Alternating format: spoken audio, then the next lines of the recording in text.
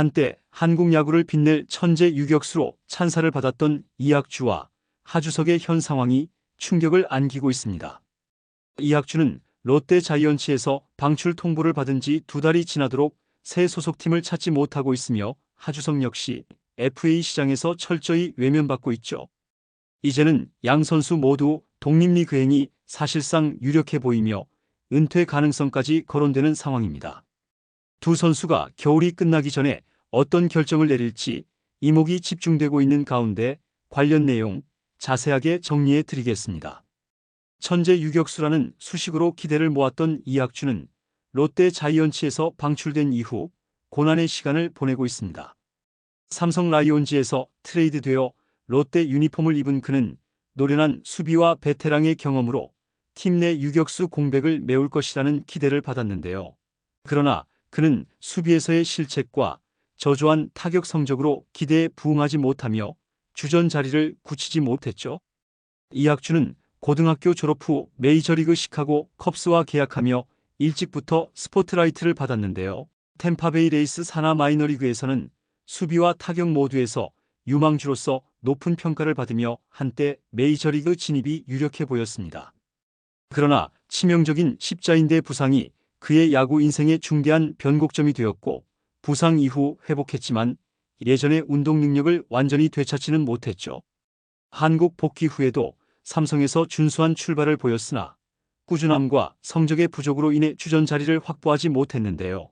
롯데로 트레이드되며 새로운 기회를 잡았으나 이마저도 기대에 미치지 못하는 성적과 실책으로 팀 내 입지가 줄어들었으며 이러한 점들은 이학주가 유망주 시절의 명성을 살리지 못한 대표적인 사례로 남았습니다. 이학주는 2022년 이적 첫해 타율 2할7리 실책 12개를 기록하며 실망스러운 시즌을 보냈고 2023년에도 타율 2할 9리로 반등하지 못했는데요. 팀의 신뢰를 잃은 이학주는 2024년에는 단 43경기 출전에 그쳤죠. 결국 롯데는 그에게 방출을 통보했고 이후 2달 동안 어떠한 테스트 소식도 들려오지 않았습니다. 10개 구단 모두 그를 향한 관심을 보이지 않는 가운데 현역 생활을 이어가기 위해 독립리그를 선택할 가능성이 높아지고 있죠. 선수 또한 지쳐가는 것으로 알려졌는데요. 10개 구단의 스프링 캠프가 시작하기 전 특별한 반전이 없다면 현역 생활을 접는 방향으로 갈 가능성도 있습니다. 한편 하주석 역시 FA 시장에서 외면받으며 위기를 맞았는데요. 한화 이글스의 프랜차이즈 스타로 주전 유격수를 맡았던 그는 과거 주장을 역임하며 팀 내 핵심 선수로 자리 잡았죠. 그러나 2022년 음주운전 적발로 70경기 출장 정지 징계를 받은 데 이어 2023년에는 타율 1할 1 푼살이로 초라한 성적을 남기며 신뢰를 잃었습니다. 하주석은 2024 시즌에 어느 정도의 반등을 보였으나 한화는 이미 심우준을 영입해 유격수 전력을 보강하며 하주석과의 결별 수순을 밟았는데요. FA 신청 이후 2달이 넘도록 새로운 팀을 찾지 못한 하주석은 사인 앤 트레이드 가능성조차 불투명한 상황이며 이는 그가 선수로서 입지를 다시 다지기 위해 독립리그로 눈을 돌려야 한다는 신호로 읽히고 있죠. 이학주와 하주석 모두 아직 은퇴를 선언하지는 않았지만 현실적으로 독립리그가 유일한 선택지로 남아있는데요. 독립리그는 선수들에게 새로운 도전을 위한 발판이 될 수 있지만 프로 선수로서의 위상이 떨어지는 것은 불가피합니다. 독립리그를 통해 재기를 노리는 선수들도 존재하지만 두 선수의 나이를 고려할 때 다시 KBO로 복귀하는 길이 쉽지만은 않을 전망이죠. 독립리그는 이학주와 하주석 같은 베테랑 선수들이 현역 생활을 이어가며 자신을 재평가받을 수 있는 무대가 될 수 있으나 독립리그는 기본적으로 프로야구와는 경기 환경과 수준이 다르며 선수로서의 가치를 유지하기 위해선 탁월한 성적을 거둬야만 합니다. 이학주의 경우 수비와 타격에서 명확한 강점을 보이지 못한 점이 독립리그에서도 도전 과제로 남을 가능성이 크며 하주석은 유격수로서의 포지션 경쟁이 치열한 독립리그에서 다시 기량을 입증해야 하는데요.